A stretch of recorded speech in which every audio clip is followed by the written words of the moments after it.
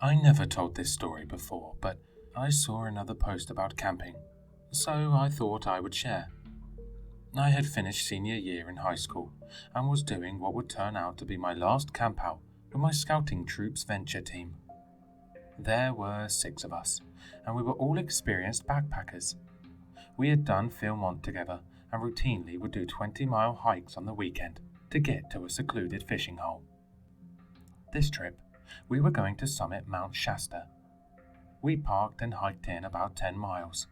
It was a tough hike as we were avoiding any popular trails or camping areas and were miles from anything. The plan was to camp for the night at the base of the mountain and then summit in the morning. We packed light, without tents, and we just put up a tarp between trees and were bivvying under that. We made a simple dinner of chili mac, favorite of scouts everywhere, and then cleaned up, played cards and chatted for a while, and then started to turn in as we were all pretty beat. There was no moon, and a high cloud layer was blocking the stars. So once our lights were out, the night was pitch black and prematurely quiet. No wind, no animals, no insects even. The only noise was the subtle rustling of our sleeping bags on their pads. Then, suddenly, the unmistakable sound of a phone notification cut through the silence. We all looked around as the offending scout sheepishly pulled out his phone, and we all proceeded to give him a hard time. Phone use was a hot topic. We were all normal phone-addicted teens, and the unspoken agreement was that phones were left behind on campouts. Plus, a phone is pretty useless on these trips, as we were miles from any cell tower. That said, we were also a bit envious, and we soon went from riding him to asking him what games he had. "Dudes, I have Wi-Fi." This was a total WTF moment. Apparently, that was what caused the initial ping in the first place. None of us could believe it, but sure enough, there it was, the notification. Open Wi-Fi network available. Join? And the name? Always free Wi-Fi. "I'm going to connect." I thought for sure it had to be an error, but he was able to connect. The signal was weak, just a single bar, but it was real, and it actually had internet. He tried to check his Snapchat. It worked, but was super slow. He tried moving the phone around to get a better signal, but nothing helped. While half suggested things to do on the phone, the rest of us debated how in the heck this was even possible. There was certainly no power lines for miles, and there was no cell reception, so even if someone had brought a portable hotspot, what could it be connecting to? The best guess we had was that the signal was some distant thing bouncing off the atmosphere or something.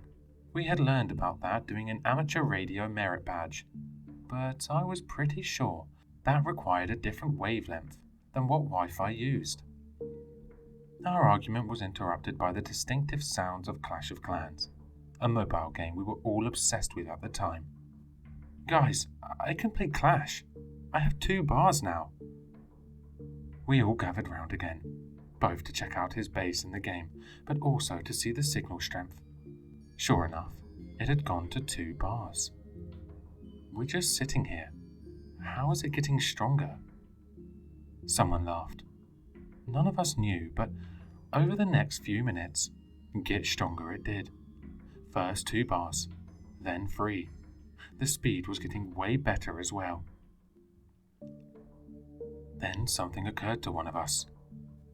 What if it's the hotspot that's moving?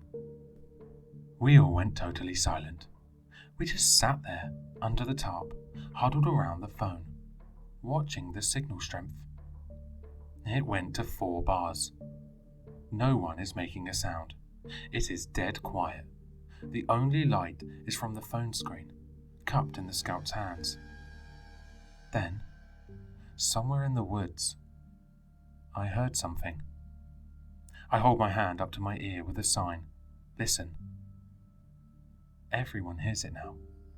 Something is moving. Something in the undergrowth. Something big. Very slowly. close. The phone goes to 5 bars. I can feel myself shaking with fear. I can't move. "Disconnect," whispers one of the scouts.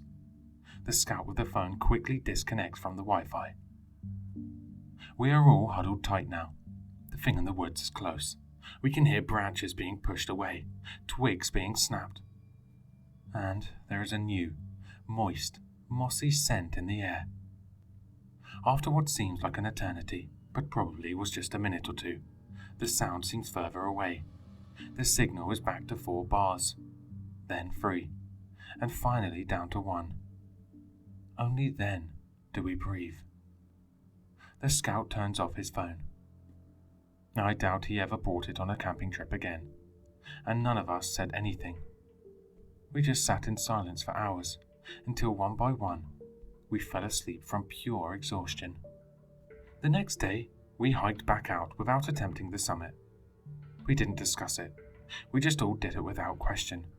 And we didn't discuss what happened that night either, then or ever. This was a few years ago. I still don't like to go in the woods, but even now, sometimes, when I am in the remote part of town, at different times, in different cities and states even, I see it there, in the list of available networks. Always free Wi-Fi. I never connect.